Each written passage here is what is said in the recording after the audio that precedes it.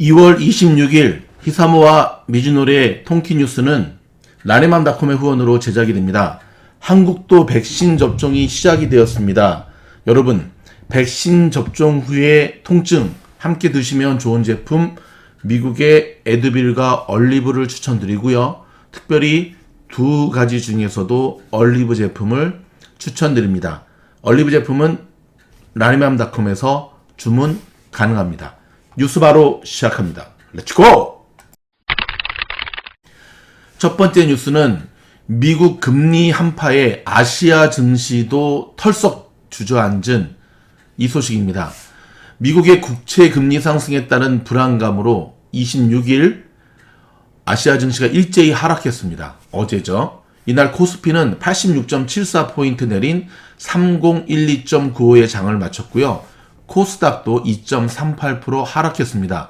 일본 증시 또한 큰 폭으로 내렸고요.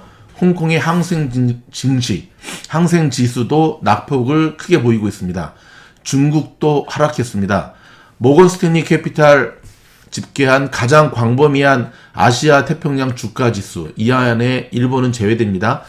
이 지수도 이날 3% 넘게 하락해서 작년 5월 이후에 가장 하루 동안에 발생한 낙폭 가운데는 가장 큰 낙폭을 기록했다고 로이터 통신이 전했고요. 미국의 국채 수익률 급등에 따른 불안감이 뉴욕 증시를 거쳐 아시아 증시로 옮겨온 데 따른 것입니다. 불안감은 주식시장에서만 나타나고 있는 게 아닙니다. 블룸버그 통신에 따르면 일본의 10년물 국채도 이날 오전 5년 만에 최고치를 기록했고요. 호주 중앙은행이 금리 불안에 대응해 전날 30억 호주 달러 규모의 채권을 예정에 없이 사들여 시장 개입에 나서자 일본의 중앙은행도 유사한 조치를 취할 가능성이 시장에서 제기돼 따른 것이라고 설명이 되었습니다. 그러면서 최근의 시장 금리 상승은 주요국 중앙은행들이 금리 상승을 억제할 의지가 있는가를 시험하고 있다고 평가를 했고요. 미국의 금융사인 라일리의 수석 전략가인 마크 그랜트는 국채 수익률 상승은 전 세계에 큰 함의를 갖게 될 것이다. 큰 뜻을 갖게 될 것이다. 라고 말했는데요. 아시아 금융시장의 불안을 촉발한 미국의 국채 수익률 상승세는 이달 들어 가파르게 진행됐고요. 자세한 건 어저께 올려드린 저희 영상 참고하시기 바라고, 대표적인 시장 금리 지표인 미국의 미국채 10년물의 수익률이 25일 현지 시간입니다. 장중한 때 1.6%를 넘어 1년 만에 최고 수준을 기록했습니다. 즉 이달 들어서만 0.5포인트가량 올랐고요. 한 달 안에 0.5포인트 오른 거는 여러분 엄청난 상승입니다. 심지어 연준의 정책 금리와 좀 더 밀접한 관계를 갖는 5년물의 수익률도 0.75를 넘어서면서 시장의 불안감을 키웠습니다. 이틀 연속 돈줄을 조이지 않을 것이라고 말한 제롬 파월 연준 의장의 메시지가 사실 금융시장이 제대로 먹히지 않는 모양새죠. 파월 의장은 이날 전날이죠. 상원 청문회에 출석해 미국의 경기 회복이 불안전하다며 당분간 현재의 제로금리 수준을 유지할 것이라는 입장을 밝혔고요. 이날은 하원 청문회에 출석해 물가 상승률 목표치에 도달하는 데 3년 이상 걸릴 수 있다고 말했습니다. 추가 경기 부양책과 신종 코로나 바이러스 감염증 백신 보급에 따른 경제 정상화 등이 성장률과 물가를 자극해 결국 중앙은행이 예전보다 빨리 긴축에 들어갈 수 있으리라는 우려가 시장에서 확산하고 있는 데 따른 것입니다. 금융시장은 파월 의장의 발언을 고지고대로 받아들이지 않고 독자적인 판단으로 움직이는 양상입니다. 사실 이 부분이 가장 걱정되는 부분이거든요. 예전에는 연준 의장의 한마디 한마디에 정말 모범생처럼 움직였던 금융시장이 최근에는 참고 자료 정도로 생각하고 혼자 독자적으로 움직이는 모양새를 보여주고 있습니다. 앞서 장을 마감한 유럽 증시의 주요 지수도 많이 하락했는데요. 영국의 런던 증시 FTSE 100 지수는 0.11% 내렸고요. 프랑스 파리 증시의 CAC 40 지수, 독일 프랑크푸르트 증시의 DAX 30 지수도 일제히 약세를 보였습니다. 보잉 소식. 호주도 보잉 737 맥스에 대한 운항 금지의 해제를 결정했다고 로이터 통신이 보도를 했는데요. 자, 이에 따르면 호주 민간 항공 안전국 CASA, 카사, 운항 재개 조건이 충족되어서 보잉 737 맥스에 대한 운항 금지를 풀기로 했다고 밝혔습니다. 카사 당국자는 보잉 737 맥스 기종이 안전한 것으로 확신한다고 말했고요. 앞서 카사는 2019년 3월 보잉 737 맥스 기종에 대해 운항을 금지한 바 있습니다. 현재 호주 항공사들은 보잉 737 맥스 기종을 운영하고 있지 않지만 운항 금지 조치 전 피지 항공과 싱가포르 항공이 호주 운항 노선에 이 기종을 투입했습니다. 보잉 737 맥스는 2018년 10월과 2019년 3월 발생한 잇따른 추락 사고로 346명의 목숨을 앗아간 뒤 운항 정지됐다가 결함 보완 작업을 거쳐 지난해 11월 이후 미국과 브라질, 캐나다, 유럽, 연합, 영국 등에서 운항 재개를 허락받았습니다. 근데 여러분, 우리가 한 가지 생각해야 될 부분은 여기에 있습니다. 첫 번째 보잉 737 맥스가 추락했을 때가 2018년 10월이었거든요. 근데 저 사건이 일어나고 난 다음에 보잉 측에서는 정확한 원인 규명을 하지 않았어요. 항상 이렇게 되면 관례적인가요? 제조사는 좀 발뺌을 하죠. 운 조종사의 실수, 기후 변화에 어쩌고저쩌고. 근데 저때 제대로 조사를 했었으면 바로 그 다음, 정확하게 말하면 5개월 후에 다시금 2019년 3월에 또 다른 추락 사고를 막을 수 있었을 텐데 하는 아쉬움이 많이 남습니다. 니 탓, 내 탓, 돈의 손실을 따지기 이전에 사람의 생명과 관련된 부분에 대해서는 좀 양심적으로 모든 일들이 진행되기를 바래 봅니다. 미국 현지 코스코, 한국말로는 코스트코의 소식 잠깐 전해드릴까요? 조 바이든 미국 행정부가 연방 최저임금을 시간당 15달러로 인상하는 방안을 추진하는 가운데 코스코가 최저임금을 이보다 높은 시간당 16달러로 올리겠다고 밝혔습니다. 25일 월스트리트 저널과 로이터 통신에 따르면 코스코의 크레이크 이엘리넥 최고 경영자 CEO는 이날 상원 예산위원회 청문회에 참석해 다음 주부터 시간당 최저임금을 기존 15달러에서 16달러로 인상하겠다고 밝혔고요. 이는 경쟁사인 월마트를 훨씬 웃도를 뿐만 아니라 월마트는 시간당 11불입니다. 그 다음에 아마존, 그 다음에 같은 곳은 시간당 15불보다도 많은 금액이고요. 코스코는 직원의 이직률을 줄이기 위해 전통적으로 경쟁사보다 높은 임금을 주고 있다고 저널은 설명을 했고요. 이날 옐리네크 CEO는 청문회에서 우리 직원들이 시간당 15달러나 16달러 이상 벌 기회를 얻는 것이 중요하다며 이는 이직률을 최소화하고 직원들의 생산성과 헌신, 충성심을 최대화하는 데 도움을 준다고 밝혔습니다.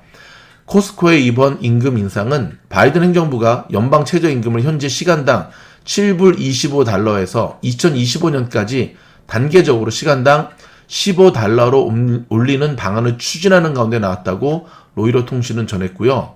그러나 적지 않은 중소기업은 최저임금을 이같이 인상하면 일자리를 줄이거나 문을 닫을 수밖에 없다고 반대하고 있습니다.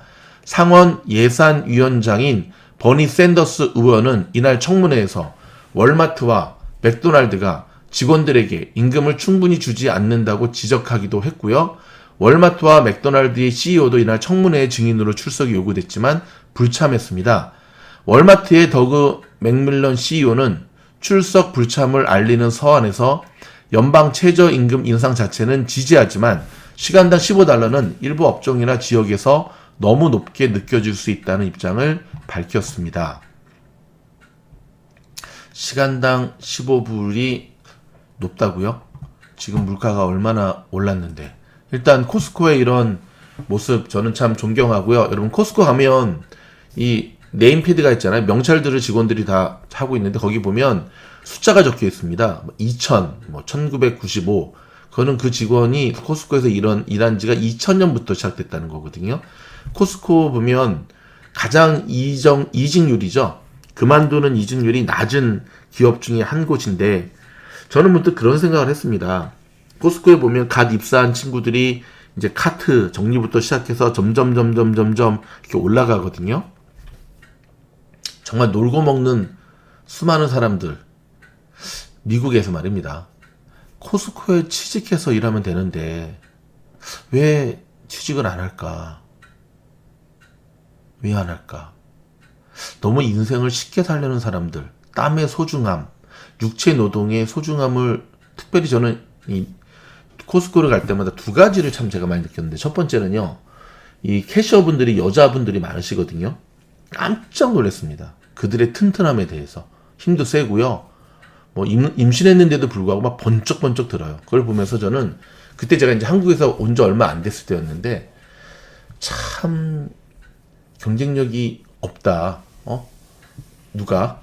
예, 이 아시안인들이 정말 힘 하나는 끝내주는 코스코 여직원들의 모습이 충격적이었고, 그 다음에 두 번째는 끊임없이 코스코에서 사람들을 뽑고 정말 좋은 베네핏을 가지고 있는데, 정말 육체 노동을 하지 않으려고 하는 일명 집에서 쉬시고자 하시는 수많은 우리 남편분들, 남자분들, 정말 반성 많이 하셔야 됩니다.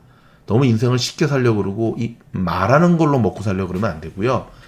제가 미국에 와서 정말 깨달은 것 중에 하나는 땀의 소중함, 블루컬러들에게 시간당 임금이 높고, 그 다음에 존경하는 기술에 대한, 엔지니어에 대한 존중하는 문화가 확산되어 있는 모습을 보면서 대한민국의 모습이 참으로 안타까웠습니다. 기술을 갖고 있는데 한국에서 살기가 힘드신 분들은 미국 이민을 한번 생각해 보시는 것도 나쁘지 않다고 생각합니다. 아무런 기술도 없었던 저 또한 미국에 유학 가서 이렇게 잘 살고 있지 않습니까? 혹시 미국 유학은 이제 좀 오래됐으니까 이민이라든지 생각하시는 분들이 있다면 자녀들의 조기 유학 연락 주시면 제가 또 그 분야는 나름대로 전문 경험과 지식을 갖고 있습니다. 도움드리도록 하겠습니다. 에어비앤비 소식입니다. 숙박 공유업체 에어비앤비가 코로나로 인해서 4분기 실적이 39억 달러의 적자를 기록했다고 25일 밝혔습니다. 어느 정도 예정됐던 부분이죠. 여기서 우리가 한 가지 살펴볼게. 오늘 에어비앤비 13%나 올랐거든요. 206불 35센트. IPO에 상장된 지가 몇 달 안 됩니다. 작년 12월에. IPO에 첫 상장됐던 날에 종가가 얼마였냐면 144불이었거든요. 거지 기준으로 봤을 때는 한 60에서 70% 상승한 모습인데, 그쵸? 제가 어저께도 그런 이야기를 좀 했는데요. 이 조정장세 수익을 내는 법. 에어비앤비 그때 사셨으면 불과 2달 만에 지금 얼마나 많은 수익을 낼 수가 있겠습니까? 에어비앤비 같은 경우는 코로나의 직격탄을 맞았음에도 불구하고 4분기에 4조 3천억대의 적자를 냈음에도 불구하고 오늘 상승의 모습을 보여주고 있는데, 예정되어 있는 적자, 그러니까 이건 악재가 아닙니다. 코로나 때 에어비앤비가 당연히, 우버가 당연히 적자겠지. 사람들이 이미 그걸 알고 기대하고 있잖아요. 그러면 막상 그 기대치를 뛰어넘는 너무 엄청난 적자 발표가 아닌 이상은 시장에 별 영향이 없습니다. 오히려 좋은 매수 기회일 수가 있는 거죠. 숙박 공유업, 어떤 공유 플랫폼의 비즈니스들 있잖아요. 에어비앤비, 우버, 그 다음에 리프트. 요 코로나 위기를 잘 극복만 하면 굉장히 전망이 좋은 종목이라고 하는 것. 이미 많이 오른 이유가 바로 이러한 생각으로 줍줍줍 했기 때문에 그런데요. 아직 늦지 않았습니다. 에어비앤비 주목해 보시기 바랍니다. 저희 미주놀 영상에도 있습니다. 직상장을 추진 중인 미국 내 가상화폐 거래소 코인베이스가 지난해 매출이 2배로 늘면서 적자를 탈출한 것으로 나타났다고 미국 경제 매체인 CNBC와 월스트리트저널이 보도했습니다.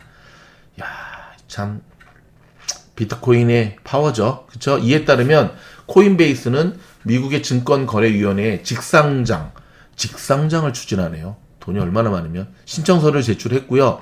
코인베이스의 직상장은 최근 비트코인을 가상화폐 가격이 급등하는 가운데 추진되는 것으로, 코인베이스는 나스닥에서 코인, COIN이라는 종목명으로 거래될 예정이고요.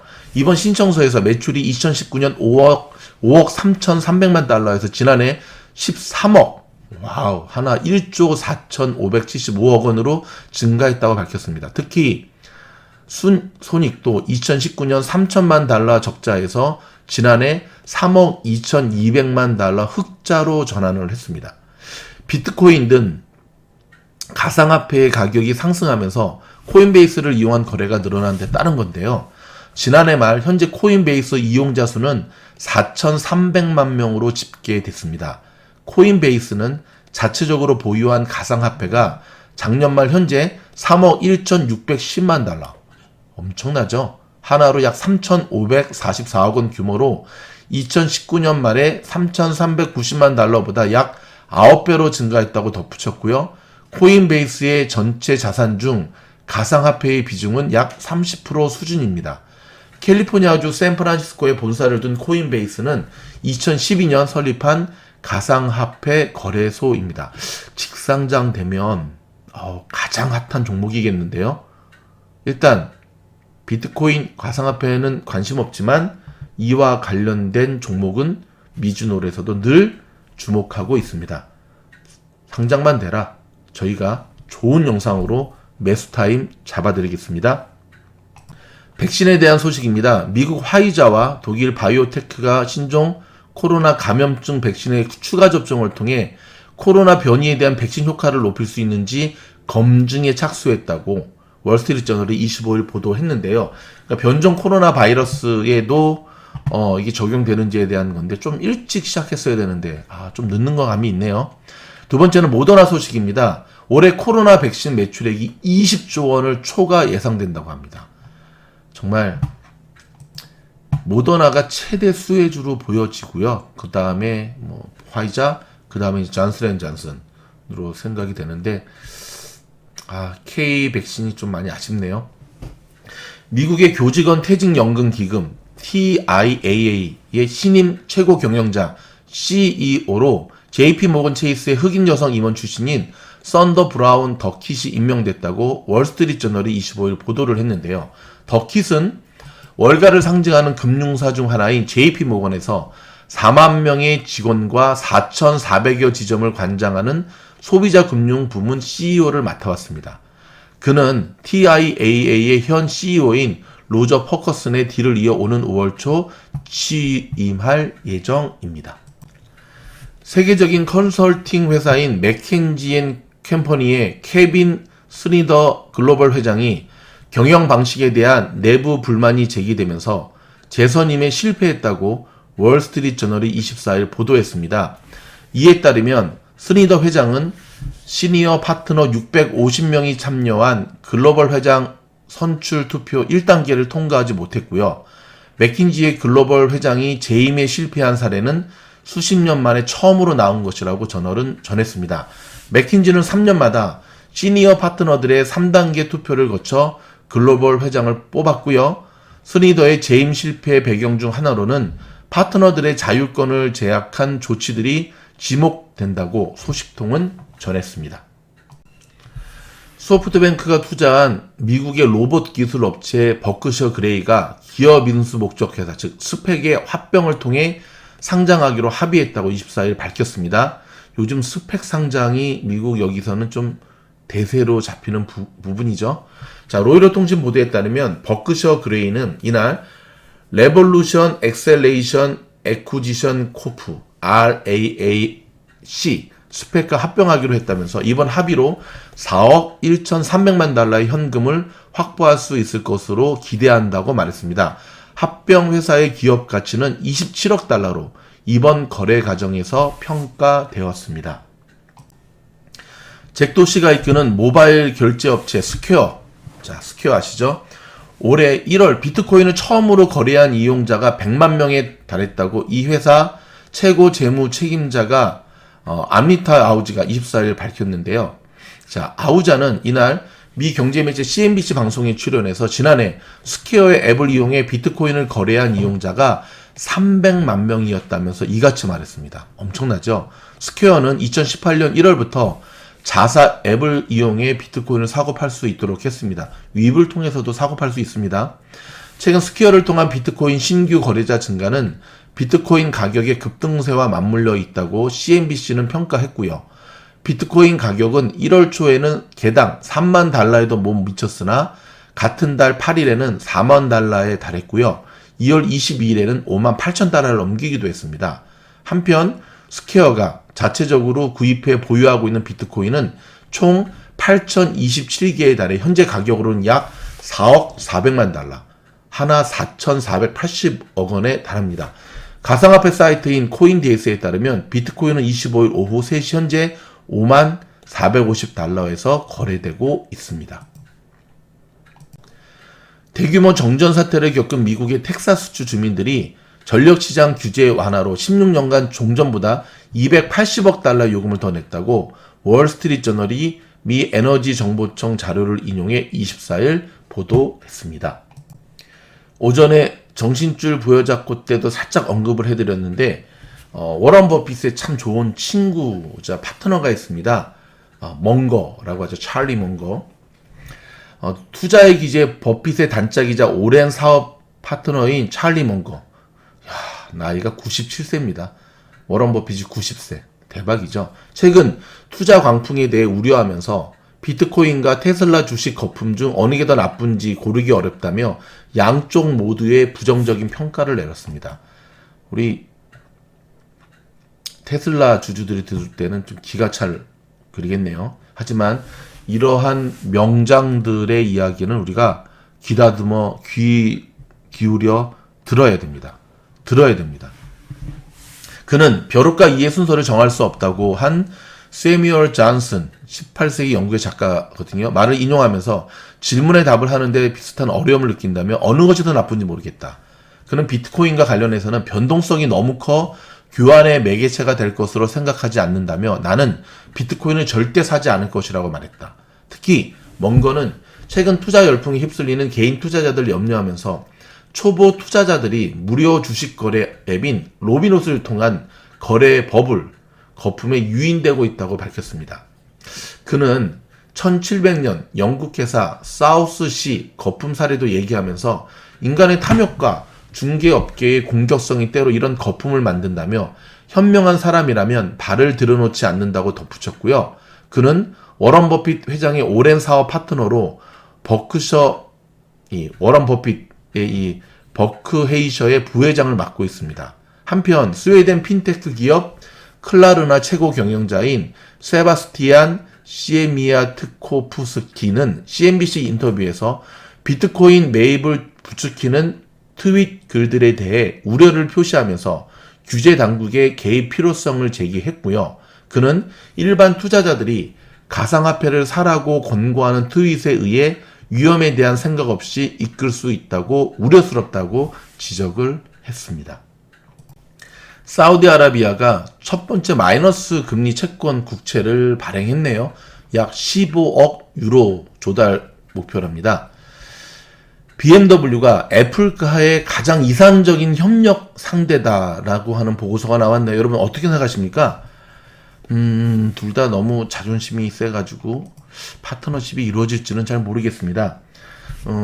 중국의 지리 자동차와 스웨덴의 볼보 자동차가 양사의 전면적인 합병 계획을 철회하고 대신 전기차 협력 관계를 강화하기로 했다고 24일 발표했는데요.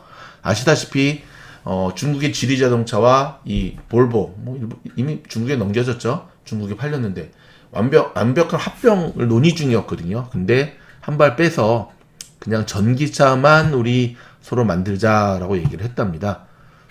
서로 뭐 잘 따져봤겠죠. 그쵸? 애플 아이폰을 조립하는 기업이 어딘지 아십니까? 팍스콘. 어느 나라 기업인지 아십니까? 대만. 여러분 모르셨죠? 애플 아이폰은 애플이 조립하는 줄 알았죠? 아닙니다. 팍스콘에서 다 조립을 해요. 대만의 기업인데 근데 이 대만의 팍스콘과 미국의 전기차 스타트업 피스커가 공동으로 전기차를 생산해 판매하기로 했다고 블룸버그 통신이 24일 보도했습니다. 흥미로운 뉴스죠.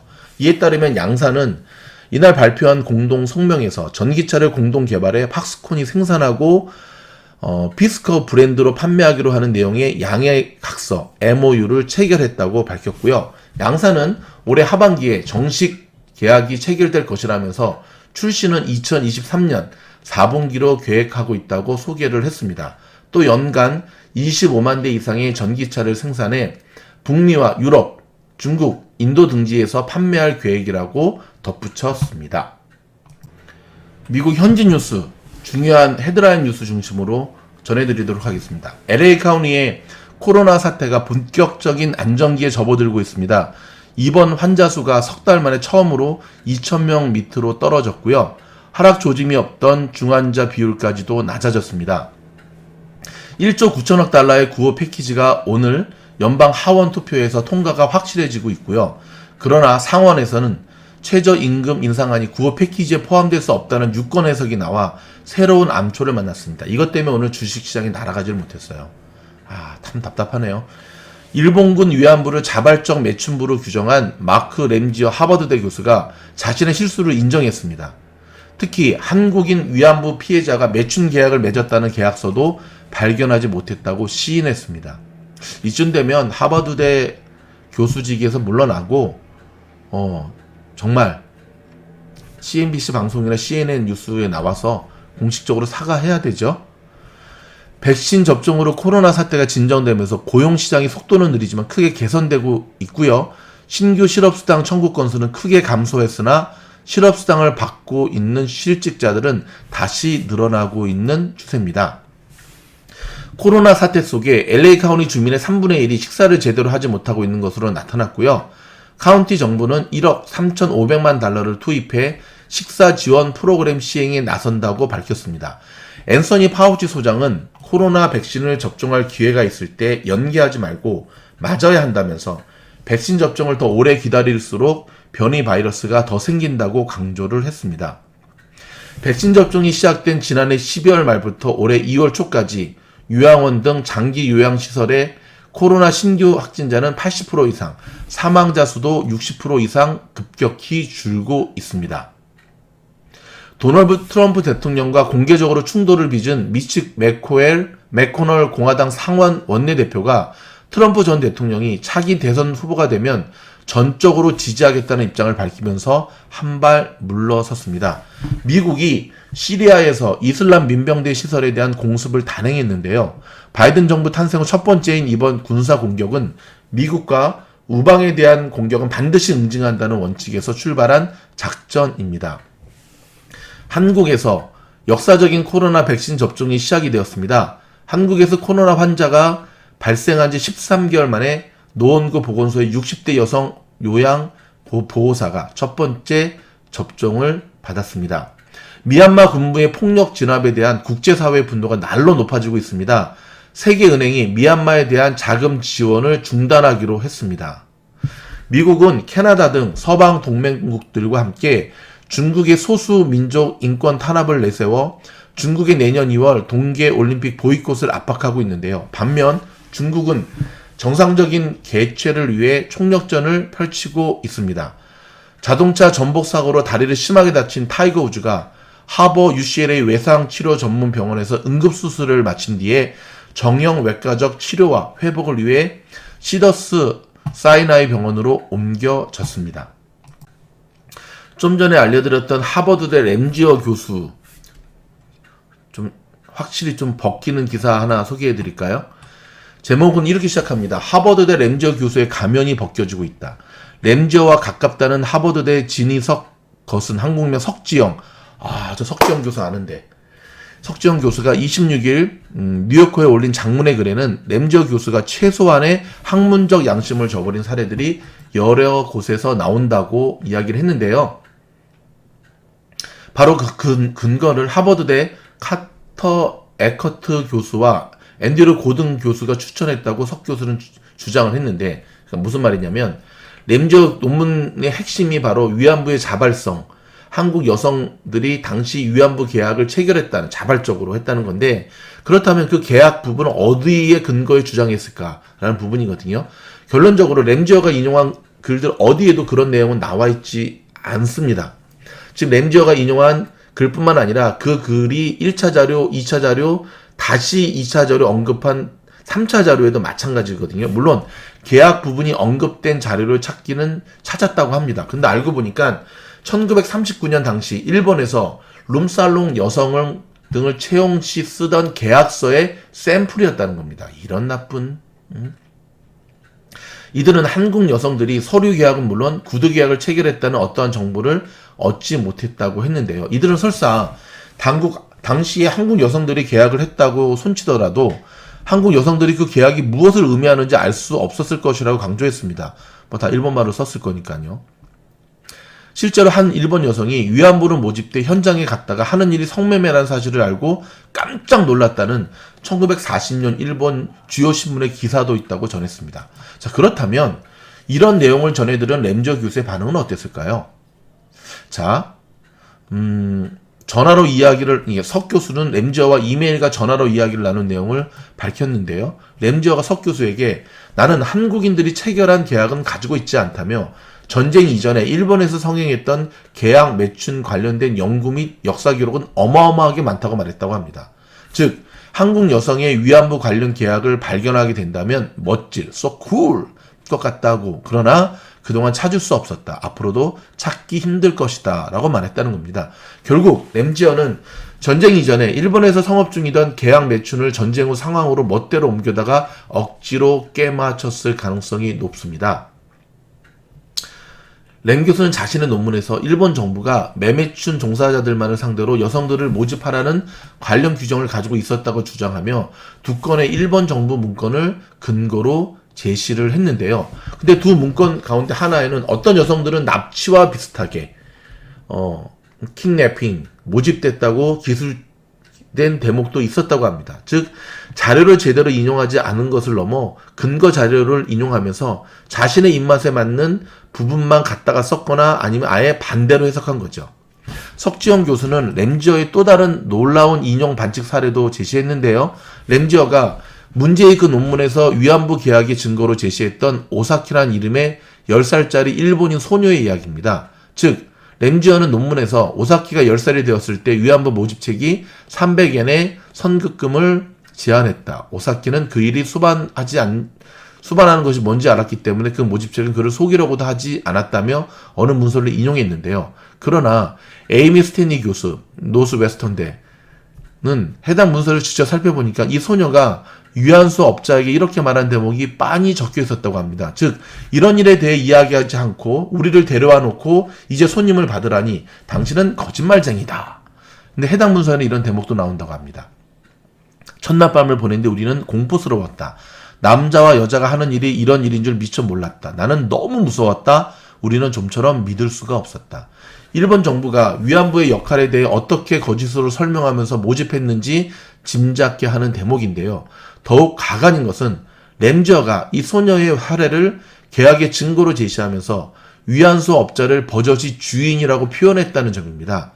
즉, 이 부분에 대한 지적을 나중에 읽은 램지어는 석지영 교수에게 당황스럽고 힘들다. 어찌된 일인지 모르겠다. 그러나 사실은 내가 그 부분은 실수했다는 이메일을 보내왔다고 합니다. 즉, 램지어가 그 부분에서 실수했다고 말한 것은 역으로 해석하면 다른 부분에 대해서는 잘못이 없다고 주장한 것으로 보인다고 하는데요. 아무튼 석고대죄할 노릇이죠. 안타깝습니다. 그래도 전 세계 최고의 대학인 하버드 대학 교수가 저런 망신을 당하다니, 밝혀낸 우리 하버드 대학의 자랑스러운 석지영 교수에게 다시 한번 고마운 마음을 드리면서 저희 뉴스가 도움이 됐다고 한다면 좋아요, 구독, 알림 부탁드립니다. 그러면 다음 영상에 찾아뵙겠습니다. 감사합니다.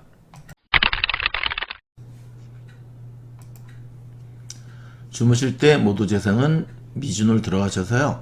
미주놀 채널 들어가기로 들어가시는 겁니다. 채널 목록 클릭하시고 화면이 바뀌면 통기뉴스, 종목 다른 것도 상관이 없습니다. 하지만 통기뉴스 하셔서 영상 재생을 누르시면 되는데요.